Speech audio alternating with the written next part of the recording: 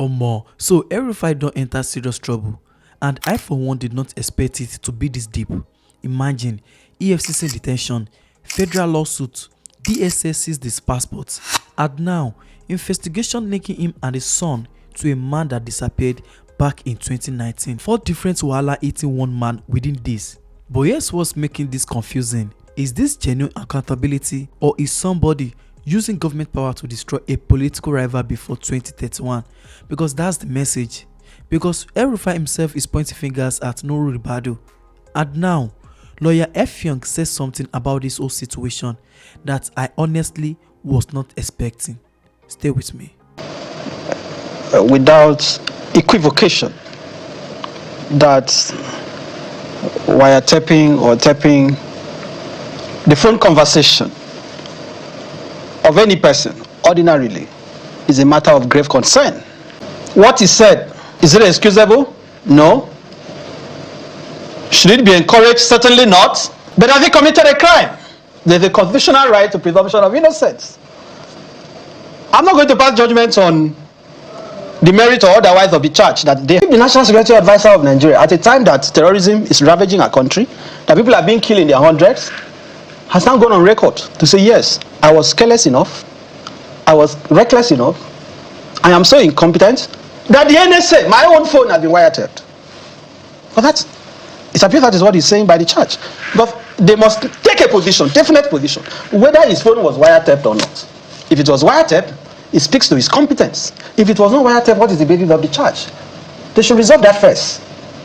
I have started by saying that what El-Rufai said was unacceptable. Sorry for cutting in. So who has to prove what? Let's take it in steps. That is the first charge, the second, or either the first count or the second count now.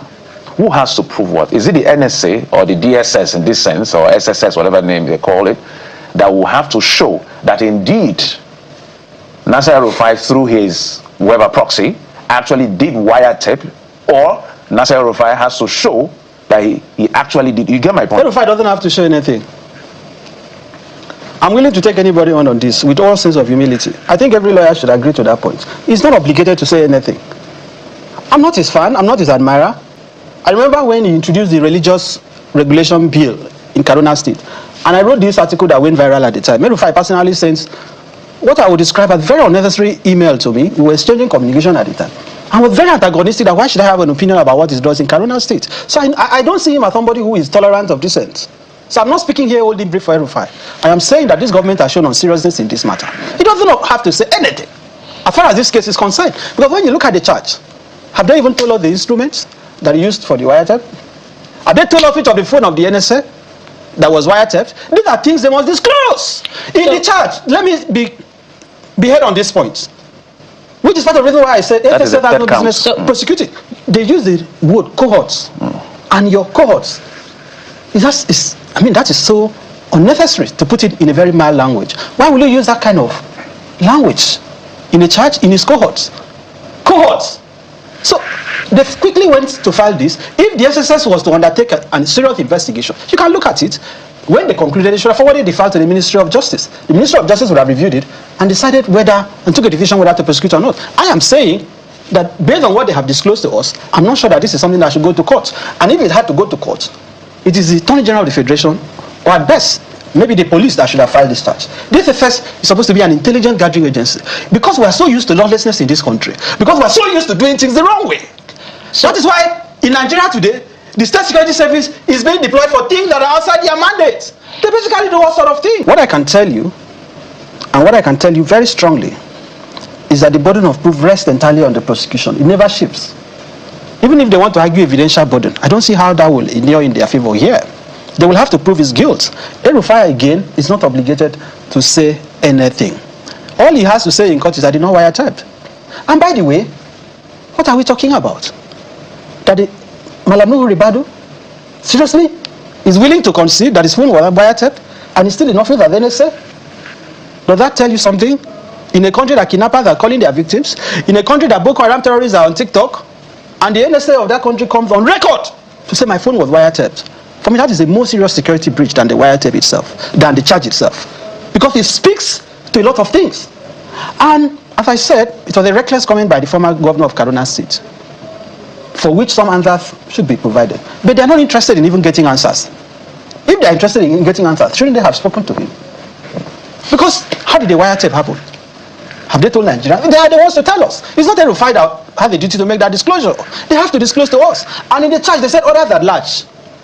Who are the others? So for you, I think, I mean, if I get your drift now, for you, it is more disturbing that whether they filed it rightly or wrongly, or whatever it is you want to call it, the admission, as Bukola said, for the fact that they filed the case, they technically may have been admitting or may have admitted that the phone of an NSA has been wiretapped. And that is very borderline worrying on national security. They have to admit it. If they don't admit it, the charge is a non-starter.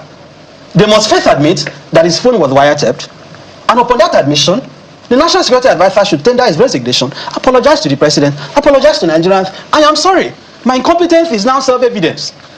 What other evidence of incompetence? If I tell you, National Security Advisor of a country, that my phone has been wiretapped, if they are not willing to concede, they cannot bring this charge. And by the way, they say, oh, he has confessed. Whether what he has said will amount to confession in court, I don't know. But what I know about confession, under section 27 of 28 of the Evidence Act 2011, it has to be direct, it has to be positive, it has to be unequivocal.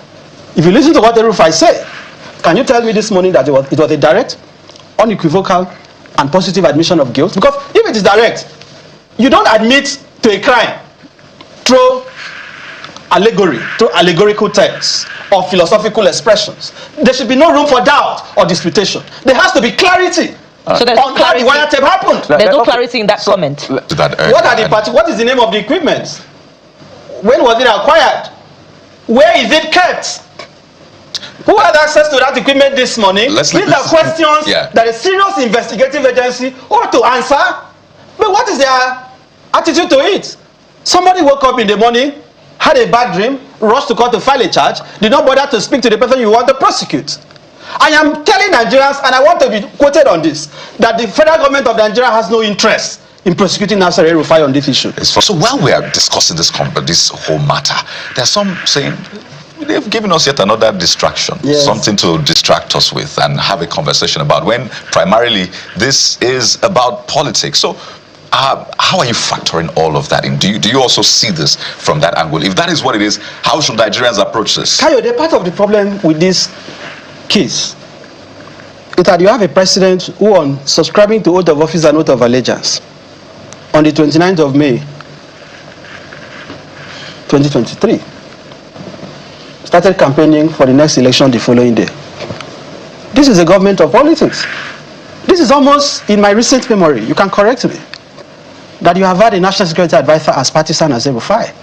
I was watching Nuhu Ribadu. Nuhu Ribadu. I was watching the president's visit to Adamawa yesterday, live. It was streamed live by one of the television stations. I saw Nuhu Ribadu seated beside the president. Almost every gathering of the APC, the National Security Advisor of the country is there. No, that is an aberration.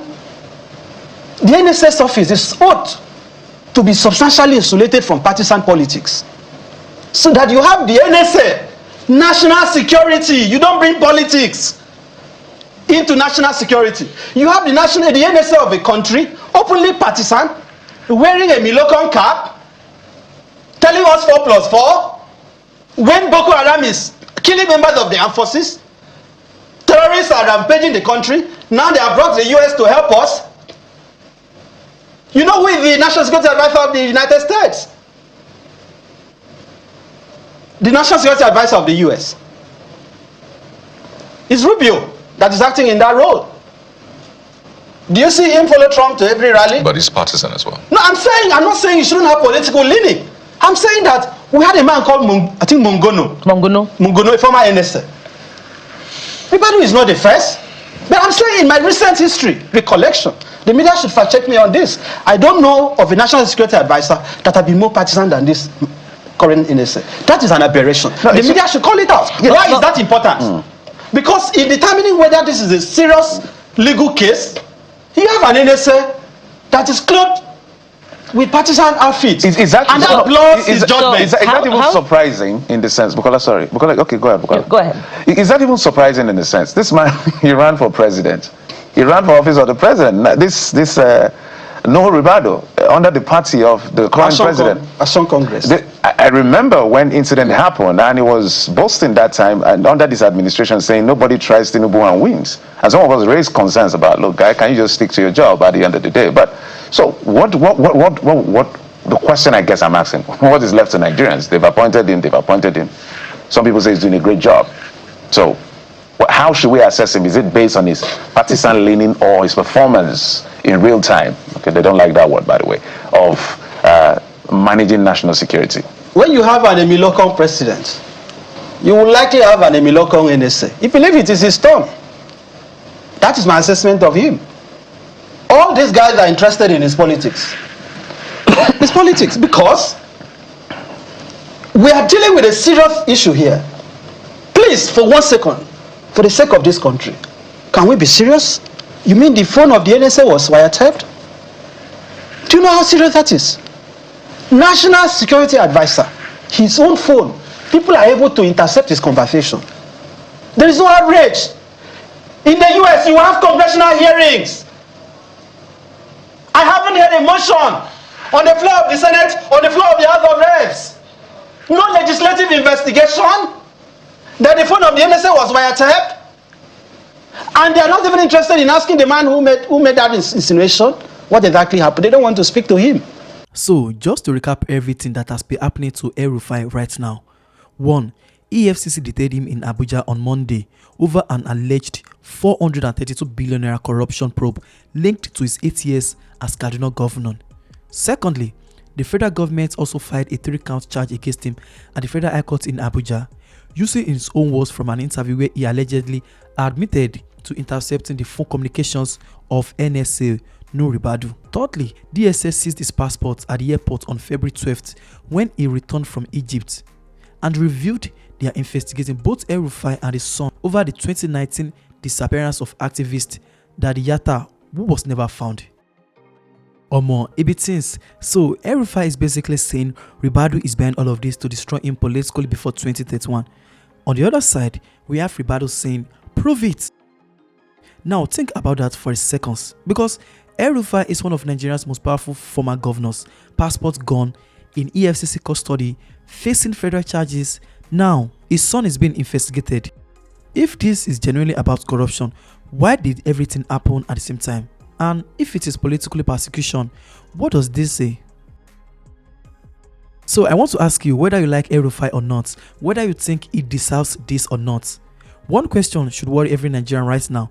If this is genuinely about corruption, why did everything happen at the same time? I want your honest take. Drop it in the comments right now. And make sure you like, share this video and follow Toxicity for more updates.